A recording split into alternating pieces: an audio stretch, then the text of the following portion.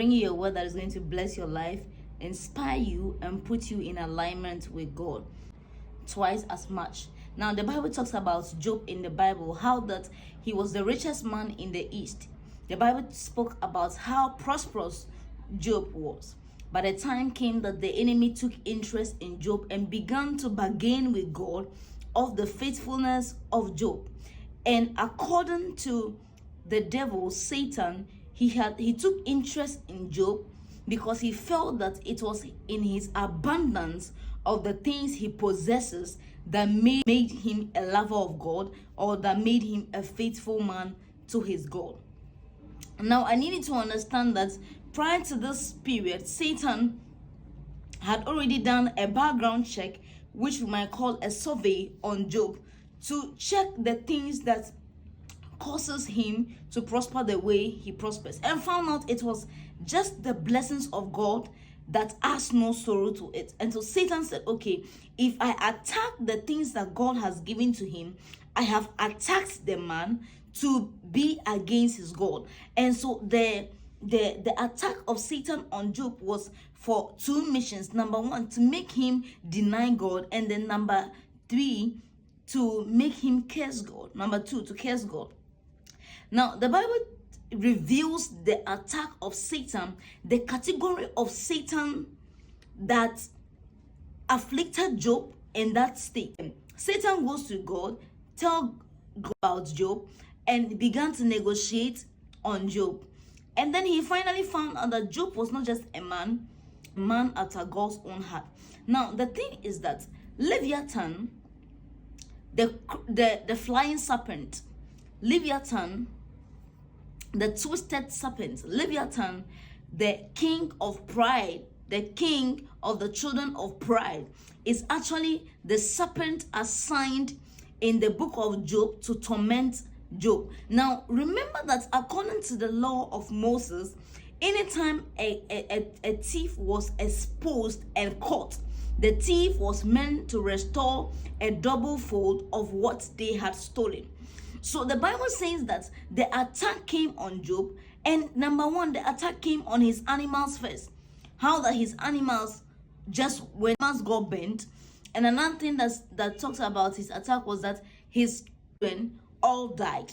And then the affliction now came upon his body, that he had sores all over his body, because Satan was now permitted by God to afflict him. Now, how is the flying and crooked serpent Leviathan able to not just attack or afflict Job until he took permission from God? Number one, the Bible says that he saw a hedge around Job, and the only thing that allows Satan to attack a Christian, a faithful man, is when their hedge is broken.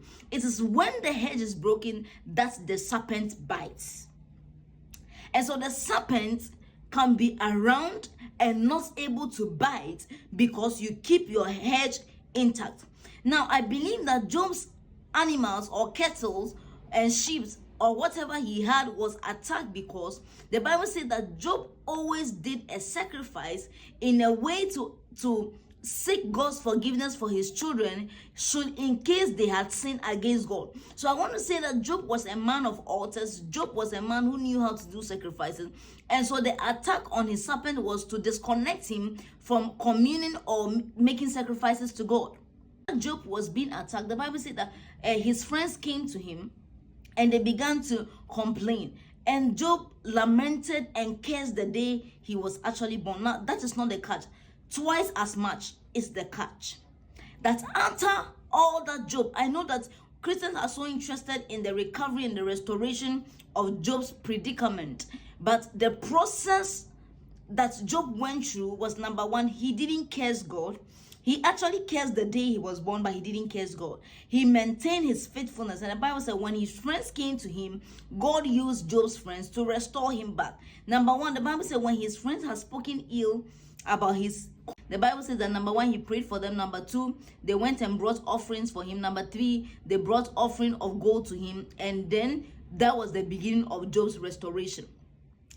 And then the Bible said that, and the latter days of Job was as much as it was before. the latter days of Job was greater than his former days.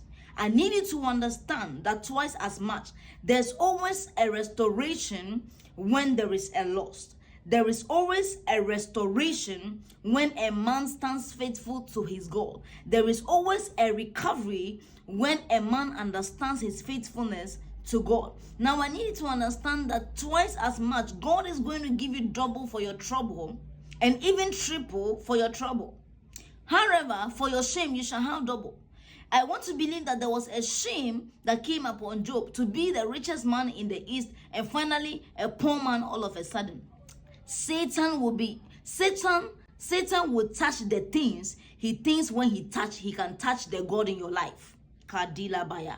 Satan will touch the things that he thinks when he touches, he can touch the God in your life.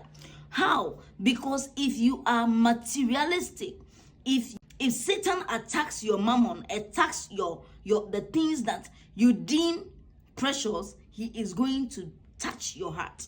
Number 2, make sure your hedge is not broken, because we are living in times when many people have their hedge, spiritual hedge, broken, and they are vulnerable.